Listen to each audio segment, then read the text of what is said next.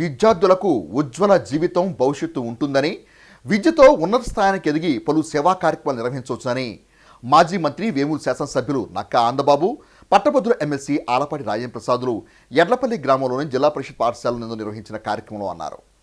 వేమూరు నియోజకవర్గం చుండూరు మండలం ఎడ్లపల్లి గ్రామంలోని ఆలపాటి వెంకటరామయ్య జిల్లా పరిషత్ పాఠశాల ప్లస్ నందు ఎడ్లపల్లి గ్రామ నివాసి దాత రావి సాయిబాబా సహకారంతో 15 లక్షల రూపాయలతో నిర్మించిన శ్రీ రావి సునీల్ దత్ స్మారక కళావేదిక ప్రారంభోత్సవం మంగళవారం ఎమ్మెల్యే ఆనందబాబు, ఎమ్మెల్సీ ఆలపాటి రాజేంద్రప్రసాద్ చేతుల మీదుగా జరిగింది. ఈ సందర్భంగా ఏర్పాటు చేసిన సభకు పాఠశాల ప్రధానోపాధ్యాయులు కుర్రా శ్రీనివాసరావు అధ్యక్షత వహించగా ముఖ్య అతిథులుగా విచ్చేసిన శాసనసభ్యులు ఆనందబాబు, ఎమ్మెల్సీ రాజేంద్రప్రసాదులు మాట్లాడుతూ విద్యారంగం అభివృద్ధికి ప్రభుత్వం అనేక చర్యలు తీసుకుంటుందని, పాఠశాలలో విద్యార్థులకు విద్యతో పాటు మానవతా విలువ నేర్పించడానికి ఉపాధ్యాయులు తమ వంతు పాత్ర పోషించాల్సిన అవసరం ఉందని అన్నారు.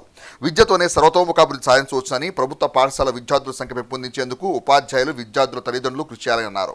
విద్యార్థులు ప్రదర్శించిన రైతు స్కిట్ మంచి సందేశాన్ని ఇచ్చిందన్నారు. ఈ సందర్భంగా స్కిట్ చేసిన విద్యార్థులను వారు అభినందించారు. కార్యక్రమంలో వేమూరు వ్యవసాయ మార్కెట్ చైర్పర్సన్ గొట్టిపాటి పూర్ణకుమారి, కొత్త సుబ్రహ్మణ్యం, రావి సాయిబాబా, కనగాల మధుసూదన్ ప్రసాద్, విఎస్కే ప్రసాద్, శివారెడ్డి, ఎల్లారెడ్డి, వెంకటరెడ్డి, ముక్కాముల వేణు, ఆలపాటి నాగభూషణం, శ్రీమాన్, ఎంపీడీఓ సుదీప, తహసీల్దార్ నాగరాజు, ఉపాధ్యాయులు, విద్యార్థులు పాల్గొన్నారు.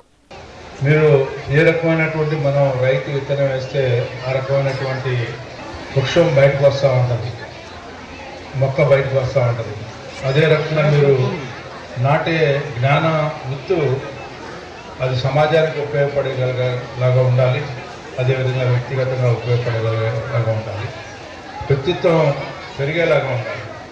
ఎక్కడికి వెళ్ళినా ధైర్యంగా, స్థైర్యంగా, ఆ మనోధైర్యంతో ఒక అడుగు ముందుకు వేసేలాగా ఉండాలి. సమాజం కోసం, దానికోసం అనే భావనని కలిగించేది పాఠశాల విద్యలోనే మాత్రమే.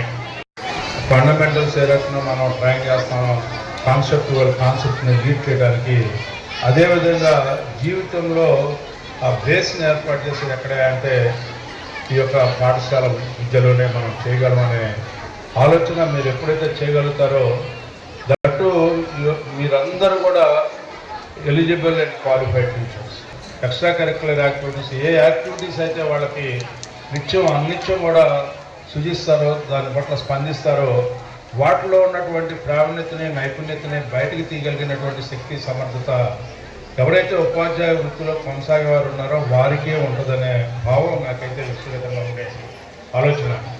అందుకే మీ పరిధి దాటి మీరు మీ బిడ్డల్ని ఇంట్లో ఎట్లా చూస్తారో, ఈ యొక్క ఇల్లు కంటే దేవాలయంలాగా భావించేలాగా ఈ పాఠశాల ప్రాంగణం కానీ, పాఠశాలలో ఉన్న వ్యక్తులు కానీ, పాఠశాలలో ఉన్నటువంటి ఎవరైనా సరే, ఏ వ్యక్తి అడుగుపెట్టినా ఇది ఒక దేవాలయంలోకి అడుగుపెట్టామనే భావన ప్రతి ఒక్క చిన్నారికి కలిగేలాగా, ఇక్కడ రావాలి, ఇక్కడికి వస్తేనే నేను అన్ని రకాలుగా ఎదగలననే భావాన్ని వాళ్ళలో ఆస్ఫురించేలాగా మీరు చేయగలిగితే అదే నిజమైనటువంటి ఈ పాఠశాల. 40 ఏళ్ళలో ప్రారంభించిన ఇప్పటి వరకు 75 సంవత్సరాలు పూర్తి చేసుకున్న ఎంతోమంది యొక్క దాతల యొక్క దాతృత్వంతో ఎదిగినటువంటి ఈ పాఠశాల ప్రతి ఒక్క అంశం కూడా ఈ చిన్నాలకు ఉపయోగపడేలాగా ఉండాలని చెప్పి కోరుకుంటూ, ప్రతి దాంట్లో కూడా మీరు స్పెషలైజేషన్ చూపించాలి.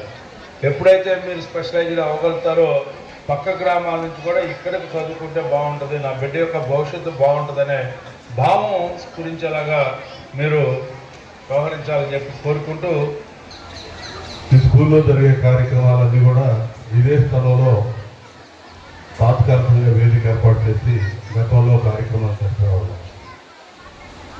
ఈరోజు శాశ్వత ప్రాతిపదికన ఒక కళావేదిక నిర్మాణం చేసి అది స్కూల్కి అంకితం చేయటం గొప్ప విషయం. 48లో ప్రారంభమైన ఈ స్కూల్ ఇప్పటికీ 77 ఏళ్ళు అవుతా ఉంది.